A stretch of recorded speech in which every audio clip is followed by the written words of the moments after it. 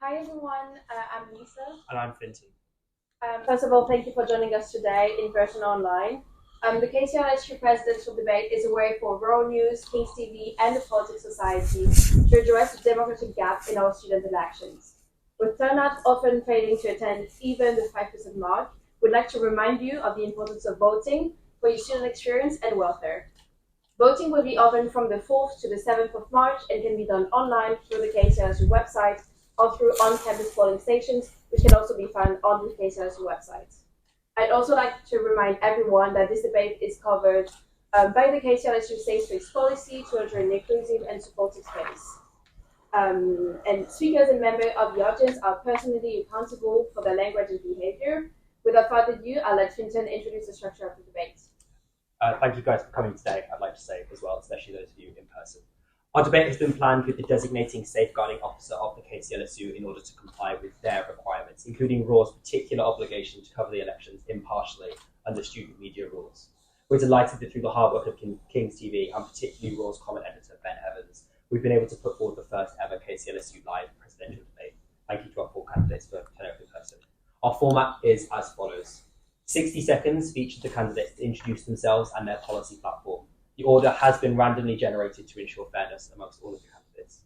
60 seconds to respond to a set starter question on student welfare and experiences as our first topic, followed by around 90 seconds of follow-up from myself and Lisa.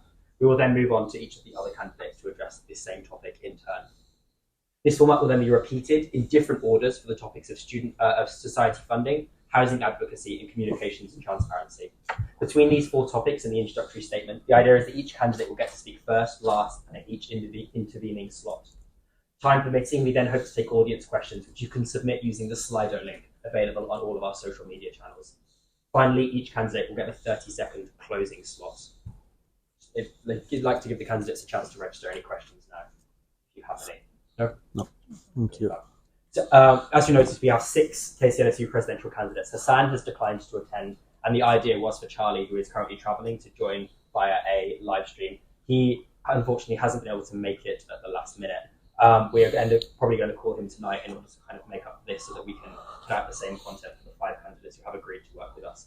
We hope to make the tech work, but please be patient should we come across any issues. We have a whole team of people trying to work on it and to keep it together. So I guess, without further ado, I think it's time to start. We'd like to open up the floor first to your introductory statements, and the order that has been randomly chosen is to start with Malak. We'll have 60 seconds to start. Thank you so much. Hello everyone, my name is Malak. I am studying Religion, Politics and Society here at King's. I was born and raised in Jeddah, Saudi Arabia, to Egyptian parents, and I moved to the UK in 2017.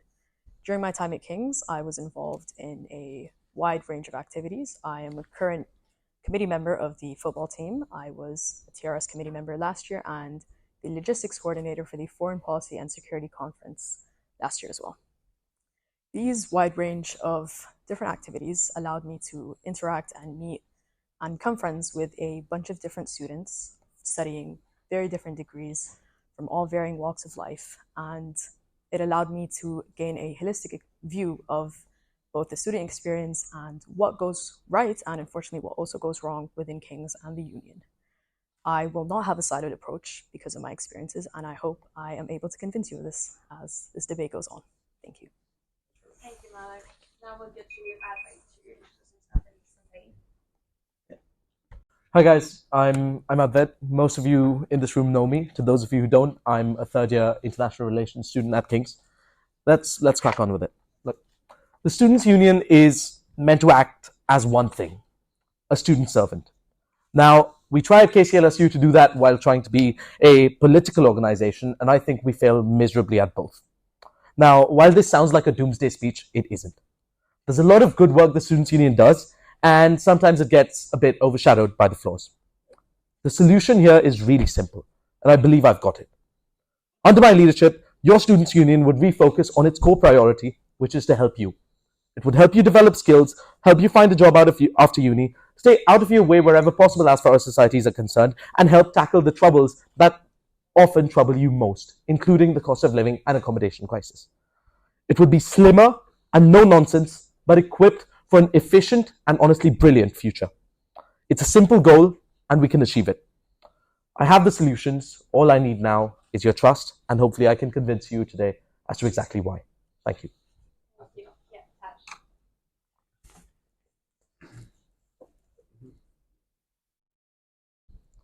Hello, everyone at King's College London. I am Taj, and I'm excited to step forward as your candidate for KCLSU president.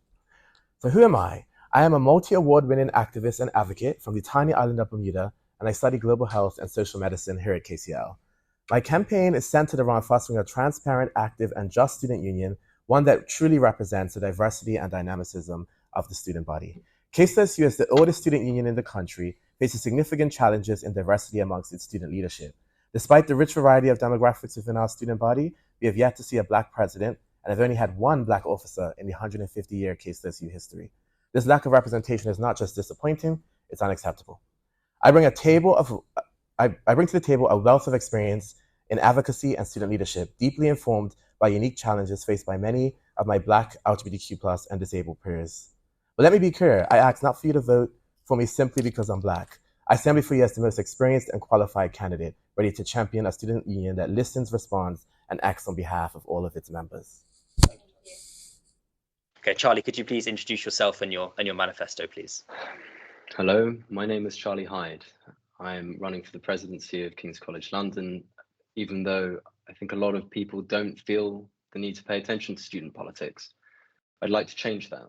I'd like to make the presidency and the rest of the student officers really useful in the daily lives of every student on things that I think are basic, but have a lot of positives associated with them.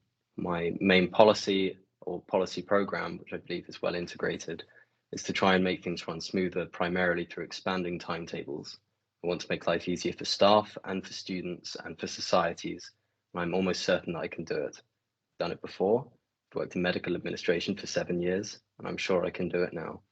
And I'm looking forward to the opportunity to talking about it. Genuinely, thank you.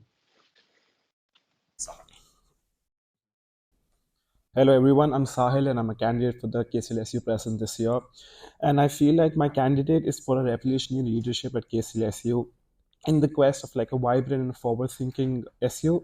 And I feel like SU is a body for the students, by the students, and of the students. So I believe that having representation from all the students in the SU body would make it a better place for all of them. And I'm currently a final year student in accounting and finance, and I'm currently the president of the India Society as well. And my idea of becoming the SU president was started from the India Society, looking at the difficulties I had, looking at how to run a society, looking at the student experience at SU, made me realize this is something that needs to be changed. And that is the main reason of me running this election. Also, I don't want to elaborate more on why I'm running this, because obviously my manifesto has all the points, but I feel like voting for me would help me to just work on the ground level and work for the students and the societies altogether. Thank you. Thank you. So we'll now start with our first topic, which is student welfare and experiences. I'm going to ask a question for all of you to answer. What do you think is the most important issue of student welfare that needs addressing? We're going to start with that. Yep. So you have 60 seconds to answer. Yep. Let me know when I can get going. Right. I think this is twofold. I think the mental health counselling services at King's are absolutely broken. I have friends who've had to wait months for an appointment. I think that should not be the case. But I think it's more about the problems that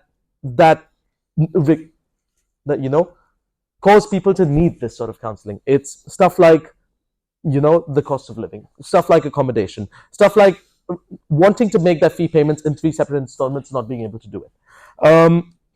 There's a lot of root issues that don't really come to the fore as much.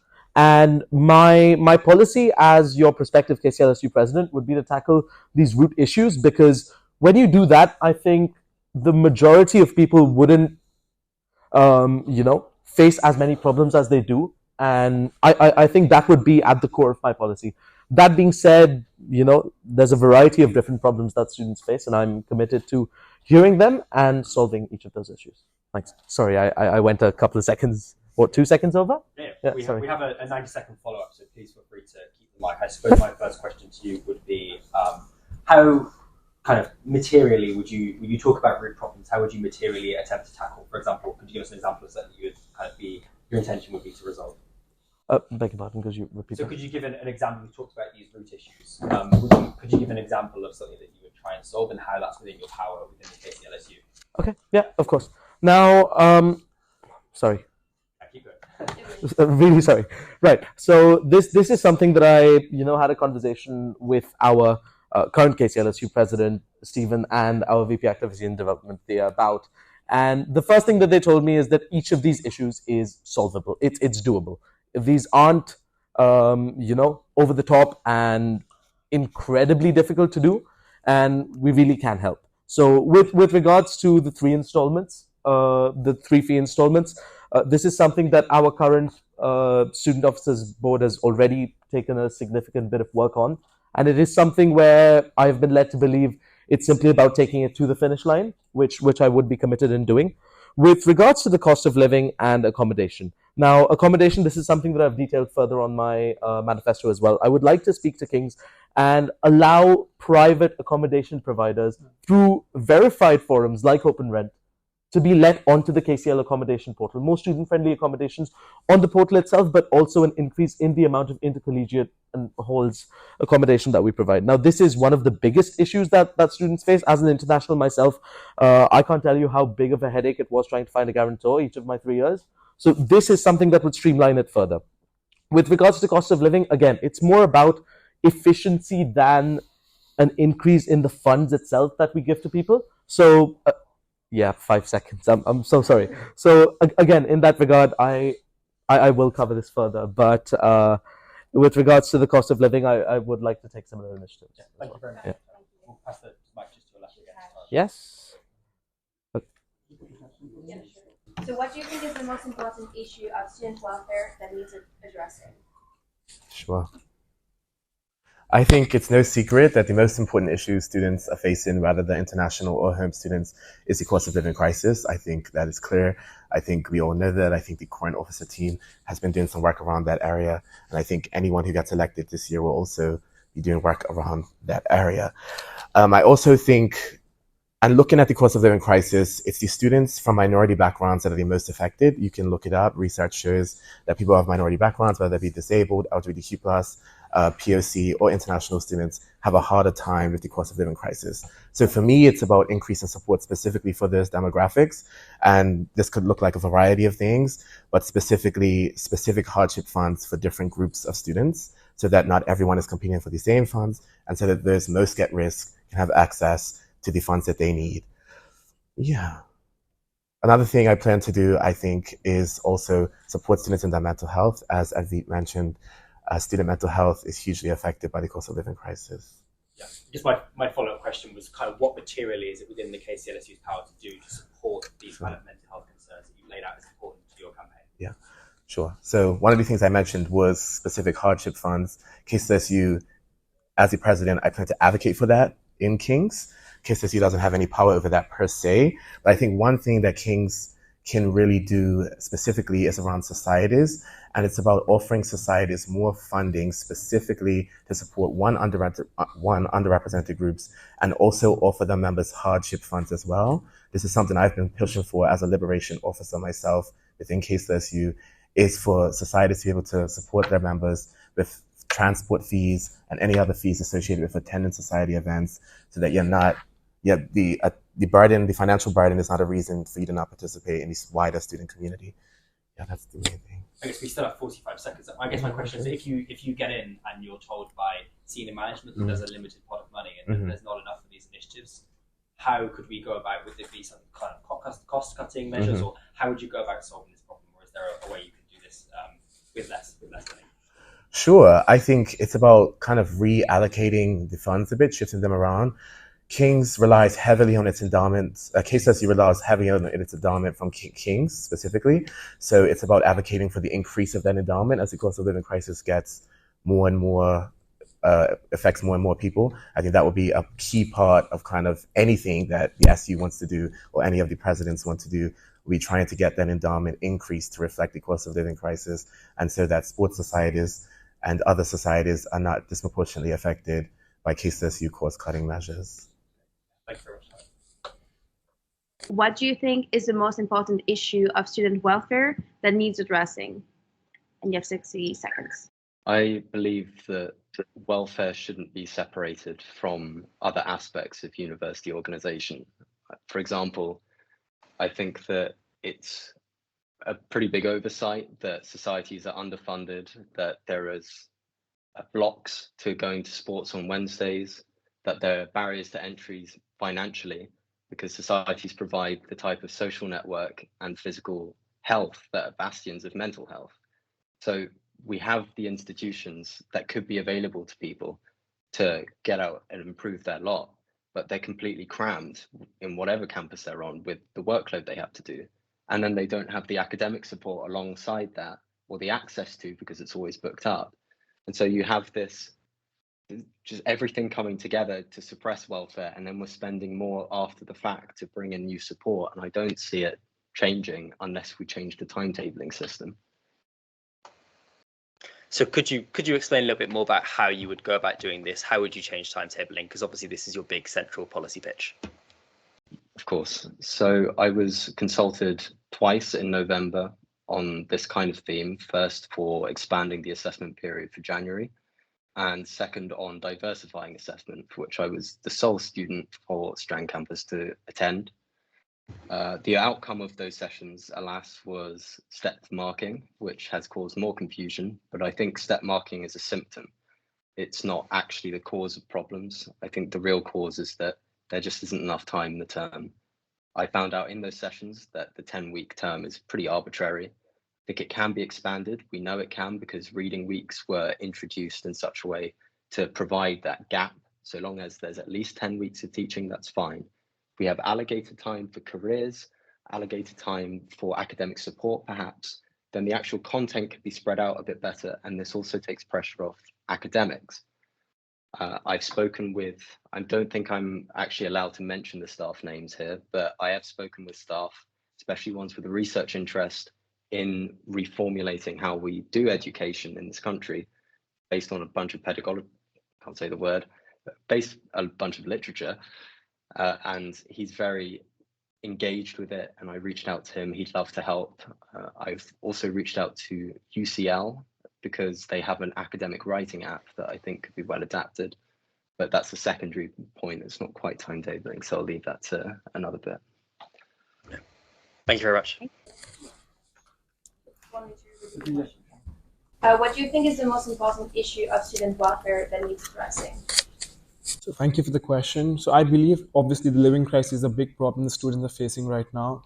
So the rising cost and the housing crisis, but I feel like uni should be a place for all the students just to come here, enjoy, and just experience what actually university and uni life is. And just building on a platform where students can actually raise their voices, comment on what they feel like should be changed, and just building on a platform where students have that say to, like, not just the students but the university leaders as well, and just pointing out what they want to be changed and what they actually want. And also, like, the big part of their uni life is societies, and just making societies a better structure and just allowing them to work better in hand with the students would make the experience a lot better and would allow them to work better. Because for me as well, personally, sports was one of the things which was in a way get away from my studies, but again, shifting, not having the cricket society, not having the enough funds just to manage net sessions and sports events made it really difficult for me to just cope up with my studies as well. Thank you, sir. I guess my follow-up question is, how would you ensure this kind of constant and active communication between student groups and yourself as part of the senior leadership team? Yeah, so as I mentioned in my manifesto as well, so all students who are part of KCL are automatic members of the KCLSU, and KCLSU already has an app, but it's not looked upon as a very reliable app, and it's not programmed further. But I feel like we can build on that community, because as KCLSU has details of every student, because they're already a part of the KCLSU, we can build on that platform. We can make chats. For example, if you're a part of a certain society, you can just be on that chat and be that community and just voice out whatever you want. And also, we can have specified for like an open communication center on the app as well, just where they can point out if they find something's wrong, if they feel something's going to come up. So all the students can just point out, have their voices out there, communicate with other students, because there's no such platform for all students just to be there at once and communicate freely. People have to make small group chats, and which obviously, like we know, group chats have a certain number of limit up to how many people can be there, but an open communication would be better for just to communicate, spread their ideas. And if, for example, a society is having a big event, they can just point it out there, just be it out there, so that they can have as much as people and engagement as possible. How would you make yourself available? We only have 20 seconds left. Yeah, so I also said in my manifesto that I want to do a town hall event, a frequent town hall events. For example, the SU board, student board would be sitting and the students would be invited and they can just point out the questions. They can question the accountability and the transparency and anything they can point out, and the SU is there to answer. Thank you very much. No, That's the mic thank to you. your left as well. I'll repeat the question one final time. What do you think is the most important issue of student welfare that needs addressing? So I think the most important issue is mental health. A healthy student is a happy student, and that starts with having good mental health. And there are a lot of stressors that students face: housing crisis, rent, loneliness, anxiety, etc.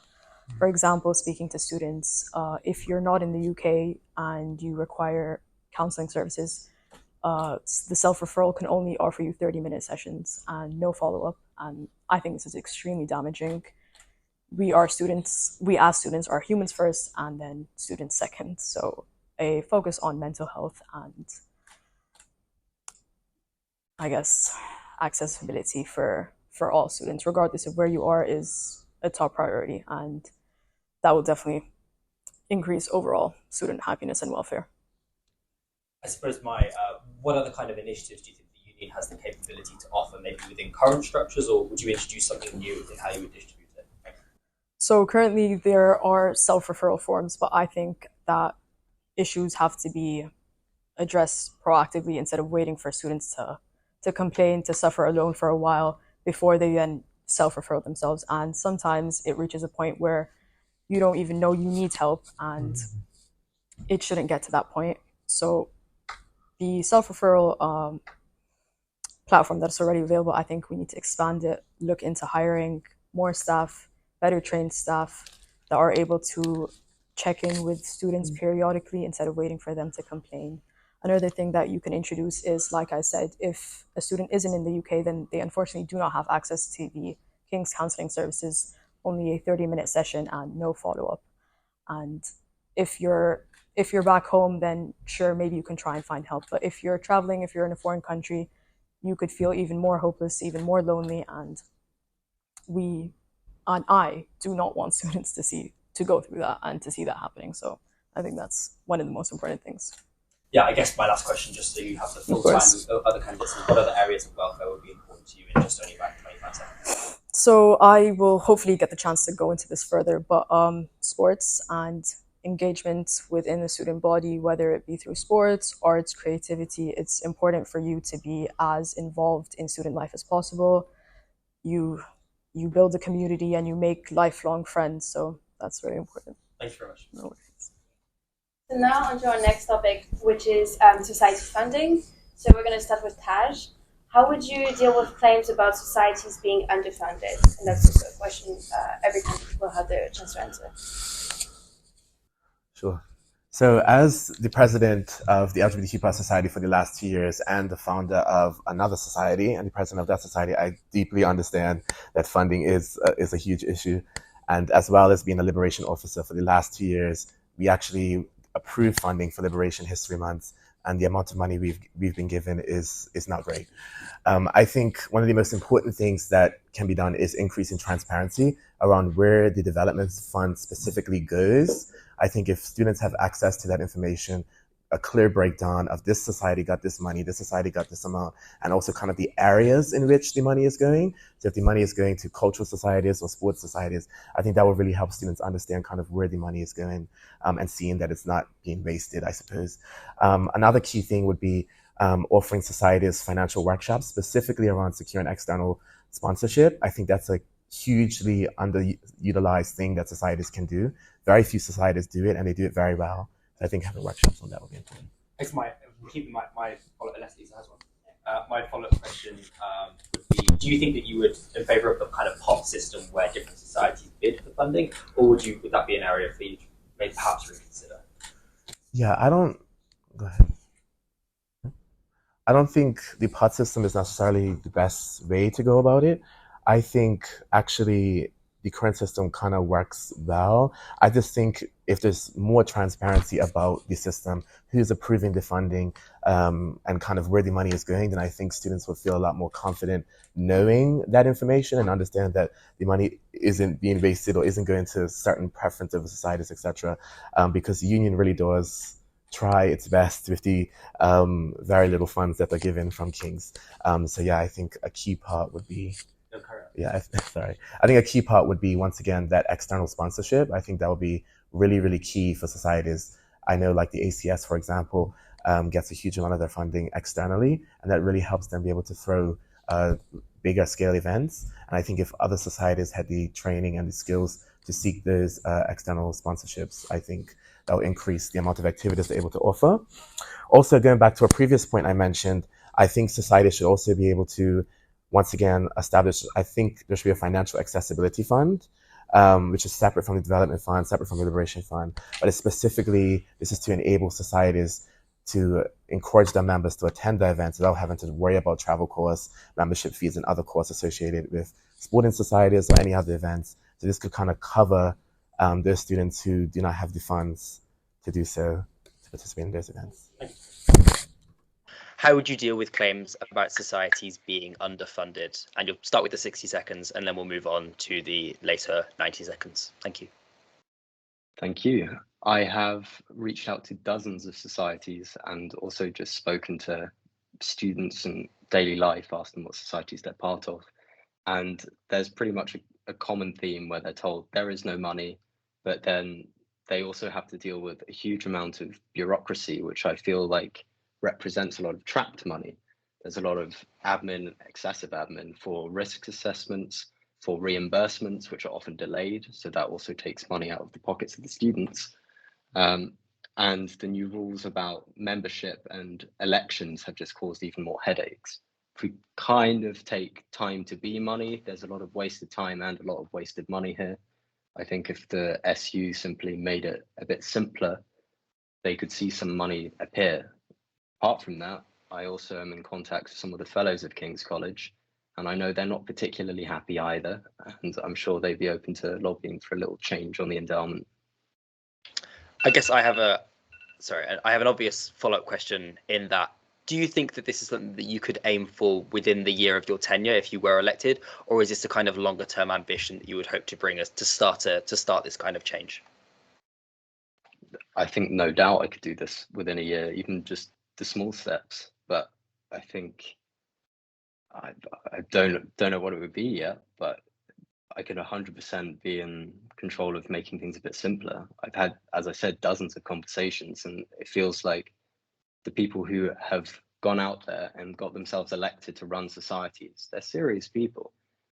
You know, for the most part, they just kind of need some belief to be had in them, and you can assume they're going to do the right thing. The organization of even this event, this is mind-boggling. Like the idea that the students can't be not held responsible, but that they're not responsible with finances when they clearly care so deeply about these institutions. And again, I'm going to bring it back. I think it's a misnomer to say that not only is there no money, but that their money should be spent more on other things like well-being, when societies should be championed as ways to improve well-being. Kings's worst metrics, by the way, are student belonging and management. So I feel like there's a two birds, one stone thing here, where if we improve management, we can also be improving student belonging by empowering societies.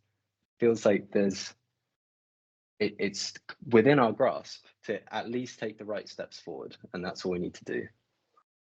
Yeah, thank you very much. Now,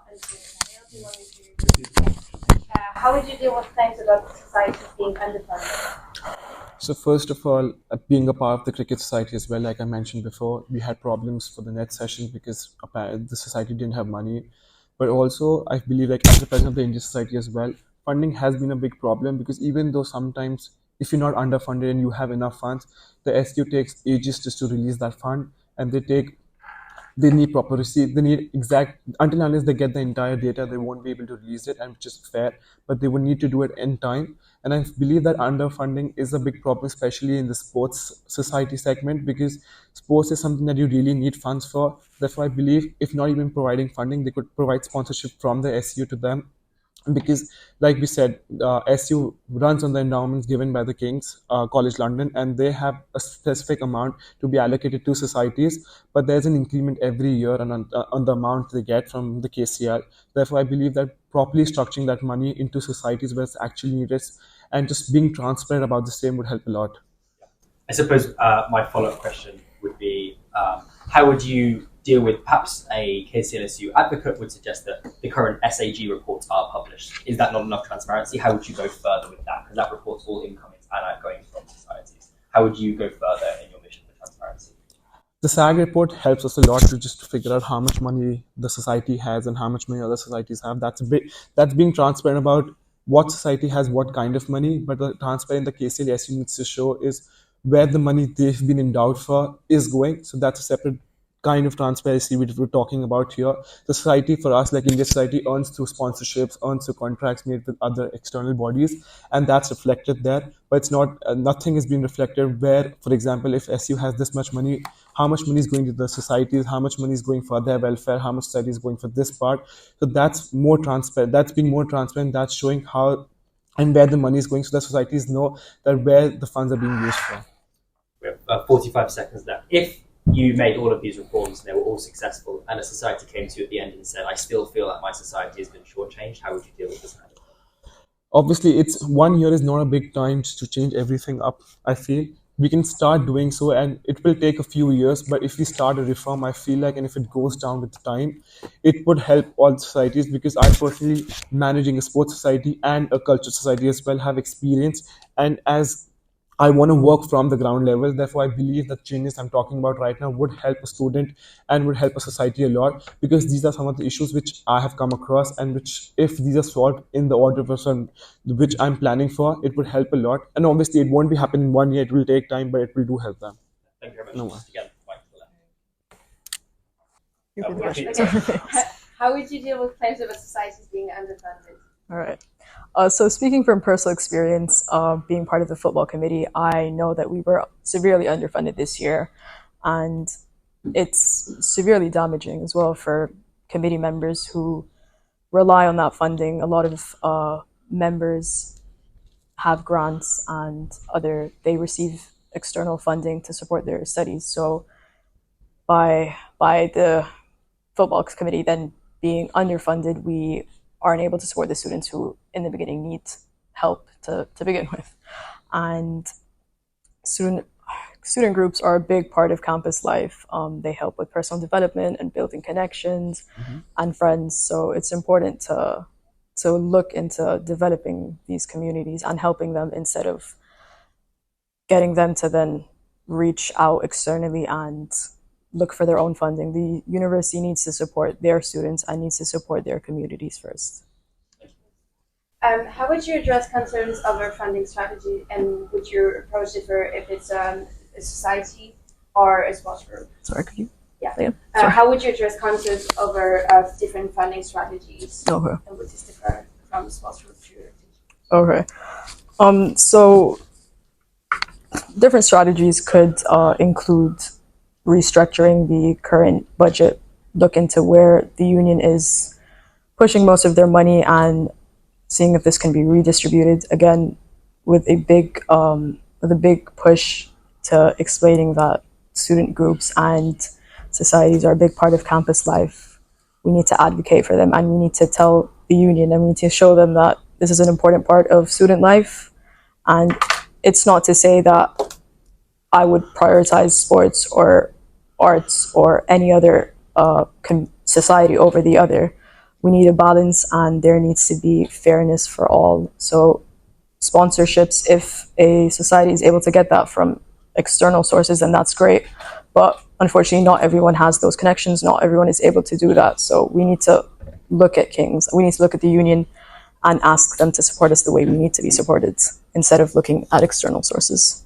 Yeah, we have 30 seconds left. So I guess my last question would be, and quickly on the sports. I know that you don't want to dwell on that because you're a sports. But would you suggest that how would you help the union promote sports all year round rather than just at varsities and academies? So currently, don't quote me on this, there are about 10,000 students that are part of the sports. So, I mean, the numbers speak for themselves. It's a huge part of campus life. And instead of having one big event or two macadam and varsity at the end of the year, we could look into having winter tournaments, or maybe even instead of just our rivalry with UCL, look into other universities as well. So there's a bunch of different things. Okay, sorry. No worries. So our next topic is housing advocacy, and we'll start with Sahil. Oh, sorry. I didn't have a question, that's all. Sorry. How would you deal with claims about societies being underfunded? Right. So this isn't a question for me purely about being underfunded. It's multifaceted, and that's how I'm going to take this. As far as funds go, I don't think funds are anywhere near as important as what our societies are doing with them. I've spoken to tens of societies throughout my campaign, and the one thing that they've always told me is we don't feel like we're trained adequately enough to handle our funds. Now, and for me, that is the biggest problem. If I give every society £2,000 more, but I don't tell them how to spend it properly, they're going to run through that in a matter of weeks, if not months. So the first thing that I would do is fix that. Tell societies how best to handle their money, and they're going to be fine. Sahil mentioned cricket. I play cricket for Kings as well. We started the year in debt because there was a ball last year that left the society so far down in the red. That should never happen, and that wouldn't happen if there was training. So that's number one. Secondly, we are lobbying. I would like to lobby Kings for more funding. My manifesto says that we're planning on doing that to the tune of £50,000, which would go into a scholarship fund, more on which in follow-up. I guess easy in the follow-up is to say, do you think that it's feasible to lobby Kings? Do you think that you'd get answers, and do you think you'd get answers fast? Absolutely. I think the sum that we're lobbying the SU for at the moment, as my manifesto says, is about £50,000, which would go into a scholarship fund to be distributed to societies for events on a needs basis, right? So that's the first thing. Do I think it's possible? Absolutely. There's a fee hike year on year. Kings makes more money year on year, and they can afford to give us a crumb of a crumb of a crumb. So can we do it? Yes. Secondly, it's not just about that. It's also about, besides training, there are a number of societies that have their funds frozen. Now, I've spoken to two societies today, over the course of this campaign. One of them had £2,400 in a KCLSU account. It was frozen. They were offered £60 back out of 2,400. There are a number of cases where there's frozen funds that can be mobilized, which just give societies that much more liquidity. That was the first thing I would do. Because, honestly, while there are regulatory mechanisms, and I appreciate them, they cannot be restrictive to the point where they stop societies from being able to carry out their functions. So that is another thing. And, that's a general outlook on how I want the SU to deal with societies. We should aim to empower, not interfere or stifle. And that's what I would do. I would put societies in a place where they can deal with these issues well, and then leave them to do what they do best. So if that could be me putting my campaign in a sentence, that would be it. Thank you very much. Thank you. Okay, so now on to the next topic, which is housing advocacy. And here you would be the first one speaking. Incumbent President Steven Suresh ran on a platform last year, including a rent guarantee scheme. How serious do you think the housing shortage issue is for King students, and what would you do to help remedy the problem? Again, bringing back my idea that I think welfare, mental health, student belonging needs to be a lens for everything else that the student union does, because it is King's worst metric, and I don't see the actual institution of the university doing stuff about it in quite the same way a union could. I have actually had conversations with department heads who are responsible, at least in part, for accommodation choices for their students. And something I brought up with them is that the new accommodation blocks, the high rises that are so expensive, even just for first years, are also the places with the worst student belonging. Places like Moonraker, most expensive accommodation in the country, belongs to King's. I don't see the point in contracting out any further housing to be that expensive, which is also causing more costly mental health problems down the line, So making better belonging should save us more and improve costs. Yeah, I guess I have a follow-up question here, if you don't mind, Lisa. The newest residence for King's College London is planned to open this September, and that one is something like 70% CAS, so King's Affordable Accommodation Scheme housing. Is it not uncharitable for the argument to be that King's aren't doing enough? Yes, they have the Moonrakers, but are they not doing? How can they go further in kind of rectifying this issue in the short term? I think the new affordable accommodation scheme will see how it pans out, because Great Dover Street was also advertised somewhat similar. I'm aware of the renovations that have gone on in Great Dover Street. I almost feel it's missing the mark a little bit, because I wonder if prices will still start to go up under the market, which anyone who studies political economy knows that that's kind of a flexible term. I think King's making the decision to have affordable accommodation is very good. My worry is that the more modern and updated it becomes, they will start to kind of cyclically strip out the belonging again. So Great Dover Street and Stamford Street were the first. The later accommodations people have had worse experiences with. So doing it sustainably, I think, brilliant. I'm very excited to see what happens with it. It isn't something that, funny enough, has been discussed with me, even though I've had these conversations with department heads, which brings me to the issue of communication, but that's probably not something for the housing advocacy section. So we will see.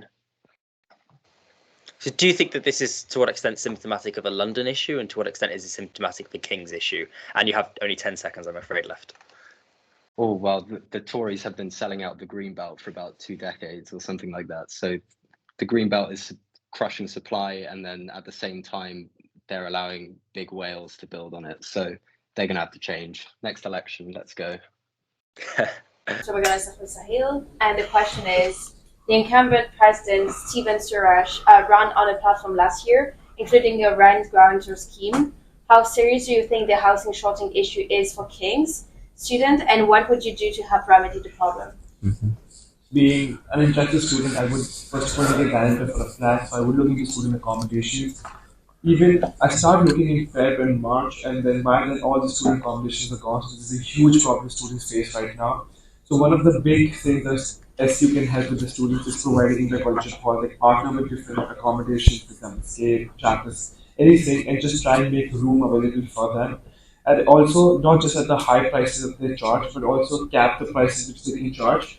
I know KCL is a student body with around 40,000 students. So they need somewhere to stay. So I believe that SU can do that a lot. They have funds for that.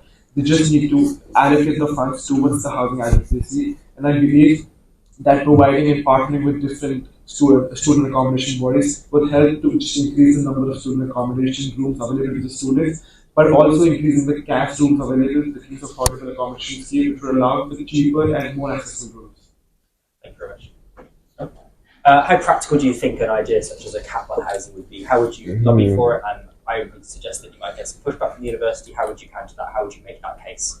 So first of all, every year there's not even a 10%, there's like a 30% increase in the room price. I was staying in a room price around £300, jumped to £390 this year. It's around 30% increase, which I believe is not a feasible amount for an international student to pay per week. It caps around £20,000 a year. That's why I believe that just capping it and not increasing in the next year would not make a huge difference to the student bodies and the SU as well. They just need to partner well, just need to make sure that they have enough rooms available for the students in order to make sure that they have housing available. Because student body, after all, the SU is for the students, and they have enough funds, have endowment funds just to cap up the room rent and just make it available for the students.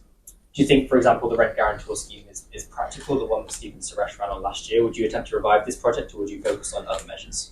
The rent guarantor is something that is a bit difficult to just have, because as an industry you would need a guarantor just to book a flat and anything, but they would need to take your responsibility, and it's just hard for a person to do. That's why I believe this is something that really needs to be looked upon further, and it's not something that could be taken into action as immediately as possible.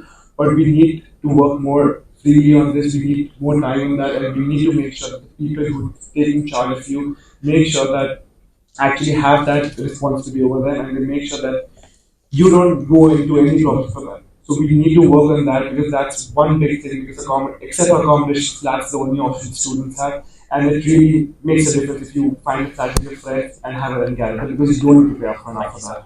Thank you. Yeah. Incumbent President Stephen Suresh ran on a platform last year, including a rent guarantor scheme.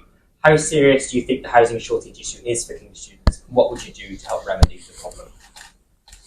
So the housing crisis and the housing shortage is a big issue. Speaking from personal experience, I am actually a commuter student because I not only was not able to find housing in London, I wasn't able to afford it, and that meant that I spend more time on the trains and on public transport coming into uni, sometimes even for an hour session, and I spend money on TfL, take the train, I take the underground, and then finally a bus to get into uni. And if I was obviously able to find a place in London, that would not be the case, and I know that there are a lot of students in the same position as me.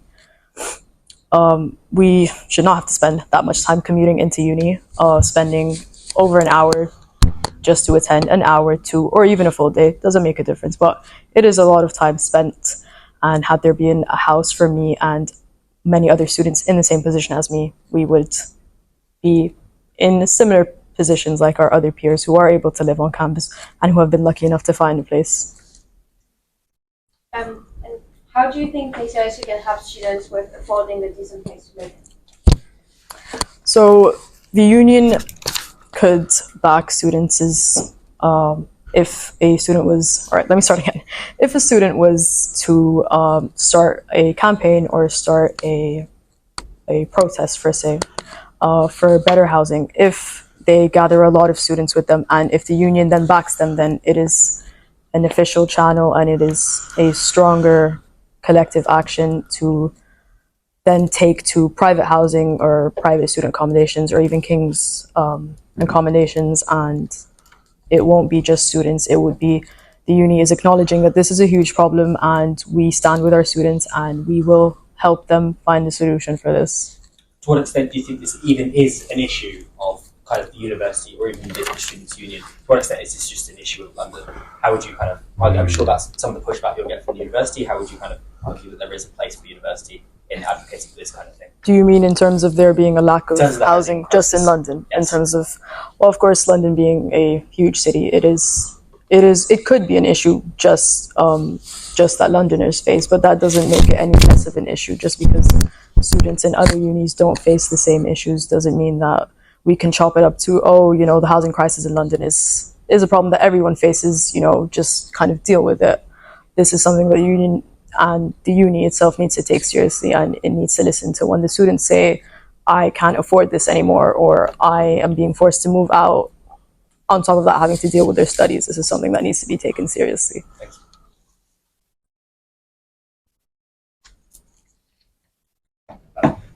Incumbent President Stephen Suresh ran on a platform last year, including a rent guarantee scheme. How serious do you think the housing shortage issue is for King students, and what would you do to help remedy the problem? Right. Here there is a shortage, and that I think is undeniable, but I don't think some of the solutions we've heard put forth today are practical or I believe efficient. A cap was mentioned, and I think honestly that's unrealistic. The best we can do in terms of a quote cap is to control the amount by which there is an increase, but if there is rising demand, there will be rising rent. That is how the market works, and that is not something that the KCLSU or its president can control. Now, fact is that flats are cheaper, and people might not like me saying this because it doesn't sound good, but flats are cheaper, student accommodation is expensive, and there's frankly very little we can do to control that fact in and of itself. And this is more a case about that sort of financial literacy, yes, but also the ability to be the early bird that gets the worm, to use a phrase I've been waiting to use that for God knows how long. Yeah. How would you help these early birds? It's something that I mentioned previously, right? I've been working with the Indian National Students Association for the better part of a year now, and this is something that we deal with across the country. Now, the way we've solved that is we've gotten in touch with more and more of these accommodation providers across the country, London included, to increase the availability and B, offer these students the first option on such flats. Now, the fact of the matter is finding a house in London is just that hard, and a first option would be so massive in terms of the importance it would have on students. So that would be number one. Number two, more help with guarantor info, and obviously in addition to more accommodation. And it's just a case where I'll bring in my own personal experience into this. The place that I lived at last year cost £293 a week. This year it went up to about £360. I found a flat at King's Cross which is bigger, better, and I pay £250 a week for it. Now, that is a massive decrease. And why did that happen? Because I was the early bird to get to the worm, and because this organization that I worked with helped me. So, I mean, I understand that the Students' Union or the university itself can't be the solution with regards to the housing crisis. It can definitely offer help. I refuse to believe that they can't. So, yeah, that's what I do. I know there's only 10 seconds left, but if you have a question for me. I don't think we're ready. Lovely. We'll go to Tosh. Incumbent President Stephen Suresh ran on a platform last year, including a rent guarantor scheme. How serious do you think the housing shortage is for King's students, and what would you do to help remedy the problem? Sure. So, as some of you may know, if you've looked at my manifesto, I'm the LGBTQ plus officer for the NUS. So I've been working kind of extensively around this issue, specifically around housing and policy, and advocating for better housing policy nationwide, specifically as the election is upcoming in the UK. So that's something that I've been working on and passionately advocating for. But in King's specifically, I think one thing that would help hugely is taking an equitable approach. So this would mean a means-tested housing scheme for at least one or two of King's accommodations, so that students who cannot afford to live in London, underrepresented groups, would be able to afford their housing, and it would be well within their limits so that they could afford to do society events, to feed themselves, etc., without necessarily having to get a job and put strain on their studies. I think a means-tested housing scheme would be crucial for that specifically. I think it's my first or an obvious follow-up question is that the King's Affordable Accommodation Scheme already exists. This CAS scheme, how would you? What would be your interest in improving or expanding it? Yeah. I think it could be improved significantly, specifically to represent underrepresented groups that are more at risk for housing difficulties, specifically LGBTQ plus students, specifically trans students, specifically disabled students. I think there needs to be more work around making that more equitable and more intersectional in the way that housing scheme works specifically. To extend further, I think something I mentioned earlier would be crucial. I think in the interim, understanding that we won't be able to fix the housing crisis in London just at King's, I think two things we could really do would be to offer, once again, travel funds. Departments do this. I've attended several department events in my department where they've offered a travel reinvestment fund, so that students who are commuting further can afford to come to class, come to events, etc. And I think that could be really crucial, especially for students who commute from the home. In addition to that, I think one crucial aspect would be a renters' rights education. I think that would be really crucial, as students are perhaps one of the most vulnerable renting populations, as their knowledge around renting, especially in the private sector, is very little. So they often get taken advantage of by landlords. And I think if King's developed a specific program to, one, educate, and also offer support services that are trained in housing issues, to offer legal advice and dispute resolution around that area, I think that would be really helpful as well in the interim, given that King's will not alone be able to fix the housing crisis in the UK. Thank you very much. Now on to our last topic, communication and transparency. So we're going to start with Sahil, and the question is, some students feel that the KCLSU is not doing enough to address students' key concerns. How would you make communication more effective so that important student issues are actively addressed? So like I mentioned before as well, I would want to have a regular town hall event, like a quarterly or by 2 monthly town hall event, where the SU board, student board sits down and the students can come up, ask whatever questions they have regarding accountability, transparency, any concerns, and they can raise their voice, they can ask us anything and we're there to answer them. We can host that event so that they have utmost transparency and utmost trust on the SU board as well. While also talking about the student communication platform I spoke about, that would help and that would allow students not to just talk to the SU, but different students, voice out their concerns from the whole college, in terms of different society concerns, anything they can just voice out on that platform. This would allow them to feel more included in the societies and feel more included in the uni as well, while also feeling a bit more heard and their voices being heard in terms of being, if there's any issues, in terms of any communication problems, in terms of any concern, any problems they have, they can just be there on that platform, and it will help them a lot. Okay, thank you very much. My follow-up question, I suppose, was who do you think is an important decision maker within the KCLSU? I presume yourself, you would put forward for this kind of thing. Who else is important in the KCLSU to come forward? Would it be your fellow officers? Would it be permanent KCLSU employees? Who do you think is important to meet the students? So first of all, obviously, like I said, it would be the student leaders, because they are the ones who are chosen by the students. So they are the one who are accountable and answerable to all the questions they have at that moment. But also staff members are the ones who are going to be there for the entirety, irrespective of who wins the election. They are the ones who are going to be there, even the years to follow on. So it's not just being answerable to them, it's just being accountable as well. They are the ones who need to be there. You need to listen to the students and work for long term. We are there only for 1 year. We can just make a small change in that 1 year. We'll try our best to be accountable and answerable in that certain time duration we are there. But the staff members are also they play a huge role in being answerable and accountable and being transparent, as they're the ones who are going to be there for the long term. They're the ones who are going to work on the motives and the vision we have. So they're the ones who need to be there to answer all the problems. No And worries, in the interest of our own kind of communication and transparency, Sahil's gone first twice in a row. The intention was to have Charlie go first last time, just to be in the spirit of the question. No worries, thank you. And pass the mic to you. Yes, sure. Some students feel that the KCLSU is not doing enough to address students' key concerns. How would you make communication more effective so that important student issues are actively addressed? So for starters, I have seen from my other fellow candidates that a town hall, weekly council session, or a similar initiative is something that has been mentioned by all of us, and that goes to show that that clearly is an issue with transparency within the SU, and students do really feel that they aren't being heard, or they aren't being roped into decisions, or they're left in the dark most of the time.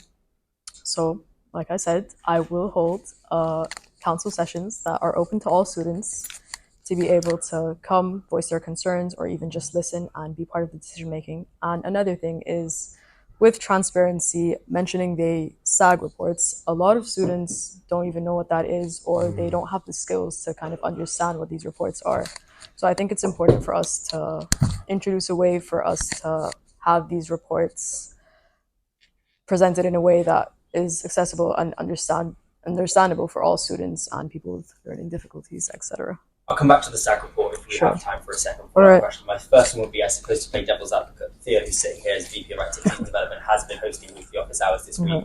Would you, or indeed, how would you go further than that? So speaking to her, this is something that a lot of students have benefited. Me, myself, being part of a sports committee, I visited it once, and I kind of got an understanding as to, well, for example, we unfortunately do not have varsity this year, and visiting Thea, I was able to understand why that was the case, speaking to my other committee members. So I did receive a bit of transparency, and that was great. But unfortunately, not all students maybe have the time to do so. So definitely office hours, online, in person, just as accessible for everyone as possible, because it's important for your president, whoever it is, to be approachable and to be there and accessible for everyone, not just kind of a figure who you hear about in the news or you see in an article and you can't kind of approach. In terms of the SAG reports as well, like I suggested, how would you go about making them more transparent? Because they are quite complicated at the moment. What would you do? Of course. So first, understanding that there are people with a lot of learning difficulties, differences, presenting it in a way, maybe visually, audibly, written, even just with simpler language. And for starters, even telling students where to find it, having kind of a introductory session where you can go in and you're aware of these reports, you know that they exist, you know how to find them, and you know that they are in different formats should you require a different format. Thank you very much.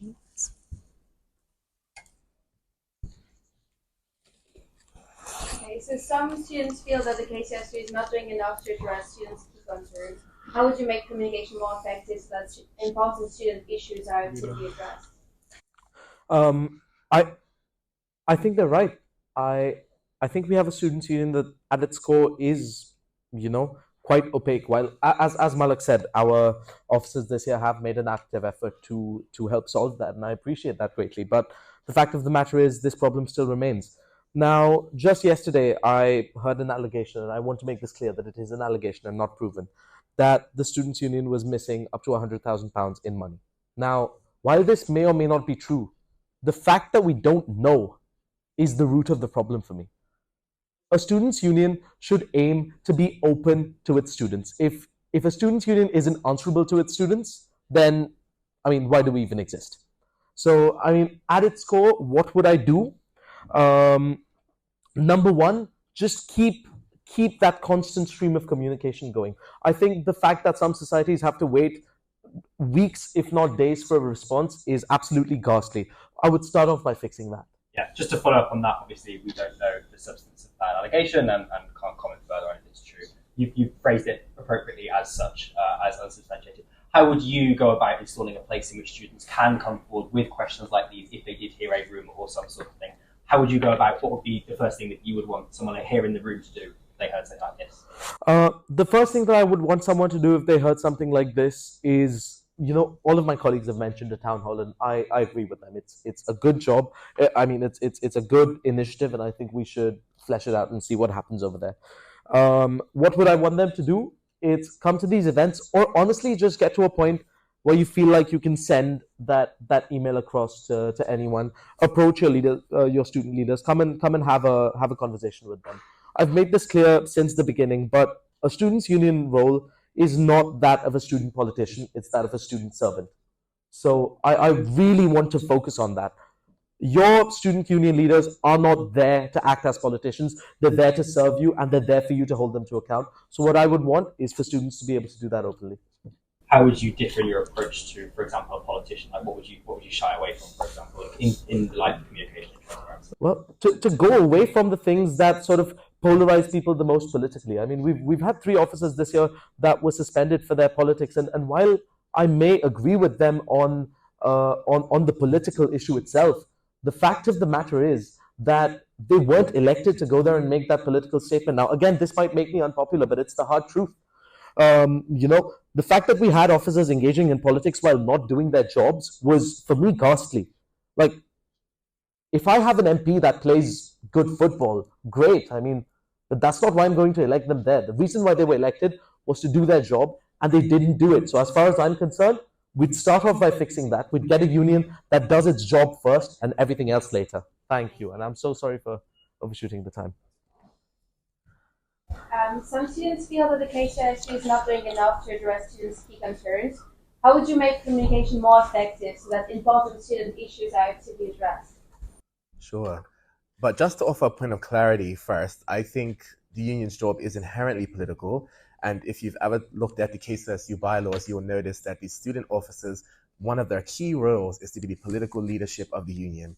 Now, why would that wording be used in the bylaws if KCLSU wasn't fundamentally, as all charities are, political organizations? That they're meant to advocate for their members, aka students, but also support them. So I think, yes, KCLSU is lacking in supporting them, but I think to sideline the political agenda would be a huge misstep in that era.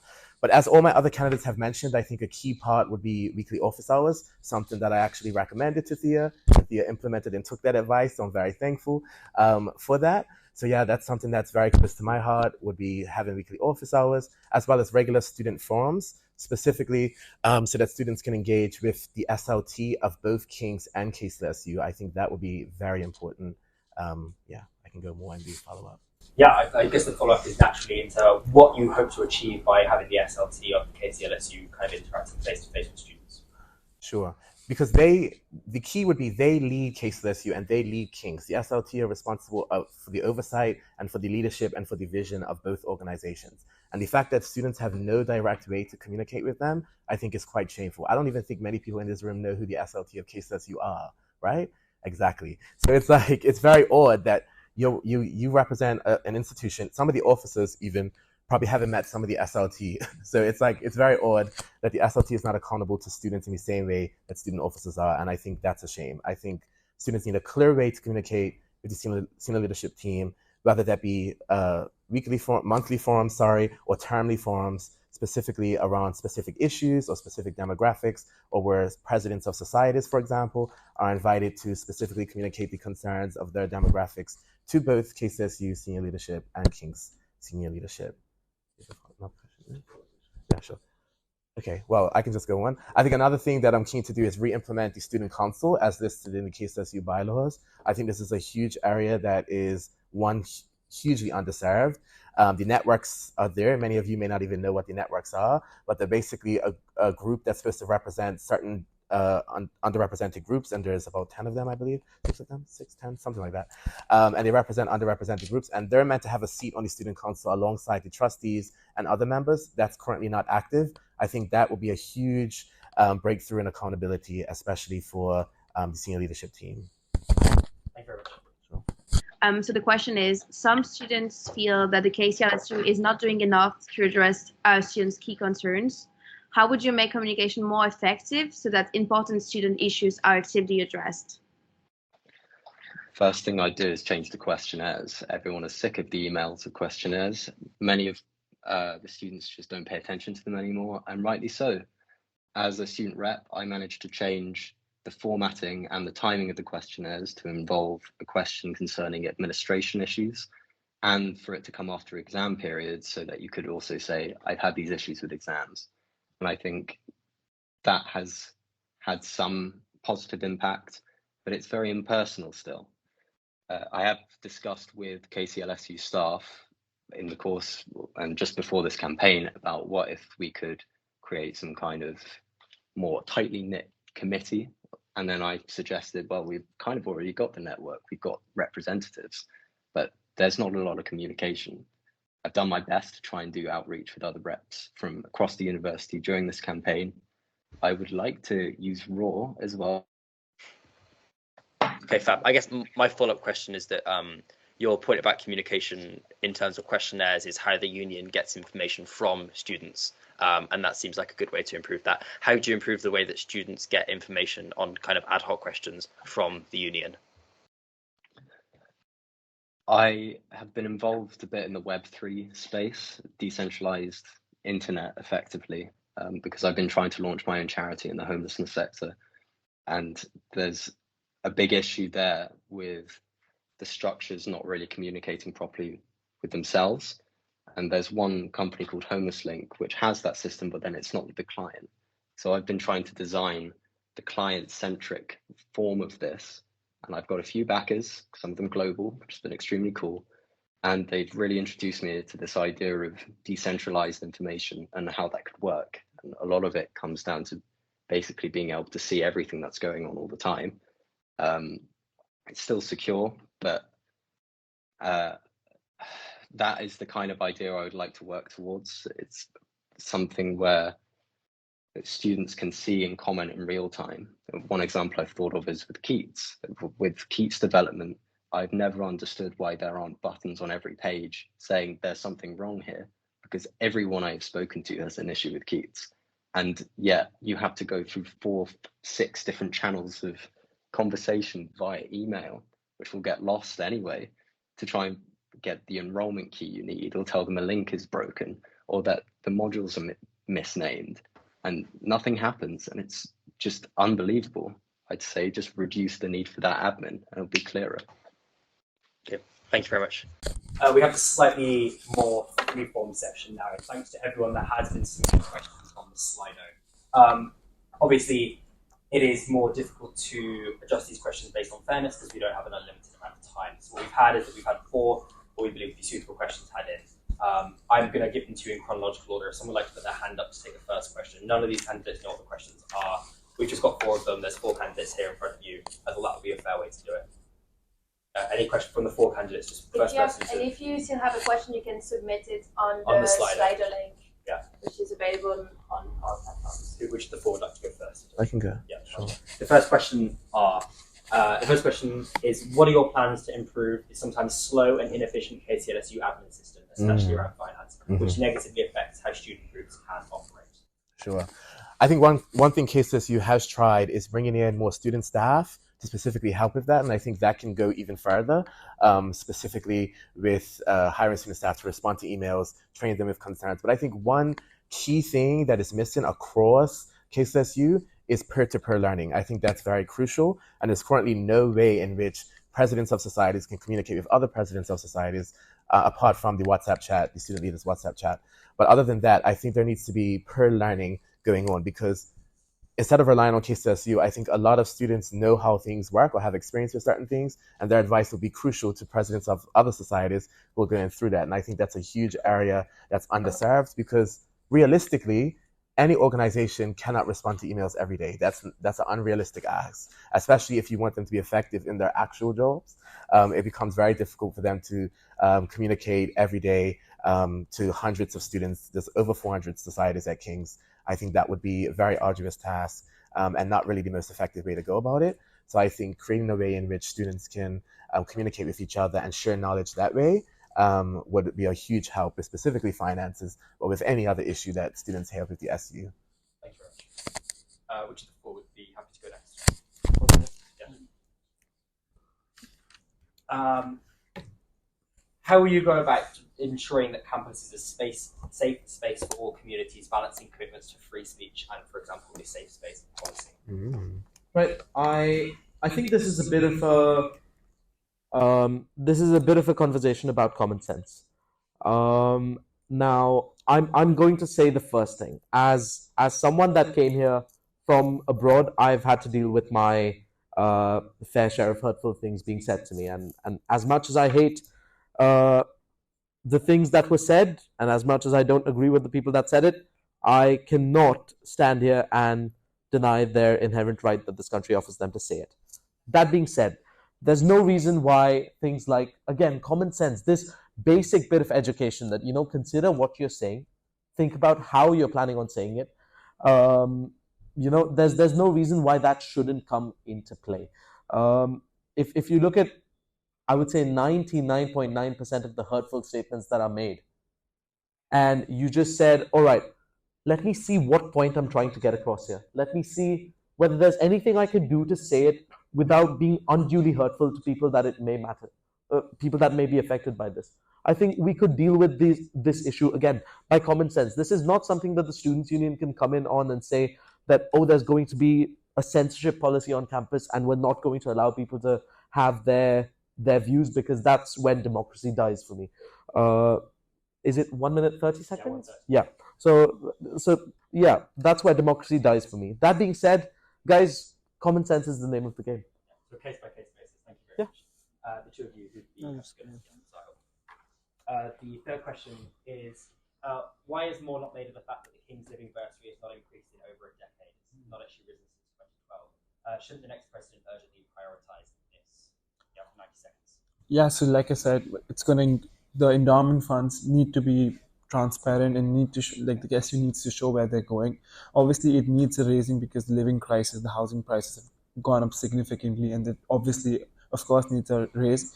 I just believe that we just need to allocate where the resources go.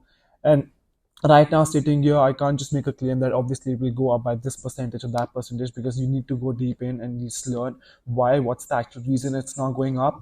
That's not a very small thing to do. You take time, you need to learn where the actual funds are going, where it needs to go. KCLSU gets an X amount of endowment from KCL every year, and it increases up to a certain percentage every year. So you need to have that the chart, the funds and the accounts in front of you. You need to learn that. I believe that if not that, but KCLSU board, if not increasing the living bursary, they could have helped, for example, increasing cash room from 1,200 to at least 1,500 or 2,000 rooms. And talking about, as we said, cap wouldn't be a problem, but KCL has been providing caps to different university rooms for students. So they have been trying to work in different departments, if not increasing the living bursary. But I feel like looking deeper into that, as a candidate just sitting down here, I cannot claim something that cannot be done, and I make a false promise for you and just go back in the office if I get elected and be like, I can't do this, because I need to learn why it hasn't been increased. I need to go deeper inside and just learn where they actually, and be transparent to students and make them understand why it's not being increasing over the time. Thank you. So, apart from the initiatives you have mentioned, such as office hours and sending newsletters, how would you go about making the work of the president more accessible and transparent to both society leaders, students, and student media? Right. I think the most important thing is communication. So, like I said, office hours, newsletters. If we can work on getting a network between presidents of different societies and the president of the SU, there are a plethora of different ways to connect. But the most important thing is communication, and that you do talk, and that you don't do things in silence and without consulting your fellow students, your fellow officers. Within societies, the president doesn't make decisions without going to the rest of the committee and without consulting the society members themselves. So whichever way they decide to do that, newsletter, office hour, council meetings, etc., the most important thing is that it does happen, and is that there is communication, and that there is a clear and honest and transparent line of communication there. Thank you very much. So the question that came in was about sports funding, and it was after a year of complaints about the quality of sports funding, how would you ensure that these groups have adequate support moving forward? I'd like to trial the idea of a voucher system. I'm not sure quite the details of it yet, because I'd need to be really saturated in the information, but I like the idea that you can have financial support going directly to societies when people want to try them out. And there's, again, makes it a bit quicker. You don't have to apply for funding or try and lobby against other societies and create that kind of friction. If anything, it might lead to more collaboration between societies, because then you get economies of scale. You already see that every sports night, basically, in a social context. I feel that the priority I have for everything to be sustainable and driven kind of by a mental health lens, not a medicalizing lens, but to prioritize societies, I think, is to prioritize social networks at university. And I feel like there's a lot of missing money, let alone the millions in cash that King's is currently sitting on, which they're putting into, I think, their Dubai campus as opposed to here. And I think having a bit more here in the institutions we currently have, sports institutions, makes so much sense. It fits with the King's Strategic Plan 2029. I think it does it better. It does it more immediately, and it's something I will definitely be lobbying for. Thank you very much. So, just to be clear, the closing statements are also in the randomised order as well, so there won't be anyone who's got a particular preference on who gets to close. And Malak, I'd like to start with you for your 30-second closing statements. Well, I want to thank the in-person audience and whoever's online for listening and tuning in, and hopefully me and the rest of the candidates were able to answer any of your concerns. The main thing I would like to reiterate is that mental health and society funding is the most important thing I think we can do within King's. Better mental health means happier students. Mental health can improve through funding, through better engagement in societies and student life, and I have now run over time. So thank you again. Thank you, No worries. Yeah. Am I good to go? I mean, everything that I've heard so far, respectfully to all of my other candidates, has been a vote for me because I am this and I'm that. And am I allowed to stand up? Yeah. Look, I don't want to do that. If any of you do end up voting for me, I want you to vote for me because of what I'm going to do for you. Because, as I said, this is not a role about I bring this to the table, I bring that to the table. I will help you. I want you to vote for me because this is not about me and who I am. It's about each and every single one of you and who you are at its core. Thank you. Sure. Yeah. What sets me apart from the other candidates is perhaps being the most qualified and most experienced. And so, yes, it is about me. It is about what I bring to the table. It is about the proven success I've had advocating on behalf of students, both at King's, at KCLSU, on the national level with NUS and Student Minds. I am undoubtedly the most equipped candidate to advocate for these 4 areas that we've handled today. So with that in mind, please consider voting for Taj. Thank you. Thank you. Yeah. So now you have 30 seconds to close the debate, and in this you would be the fourth one speaking. So you have 30 seconds to summarize everything.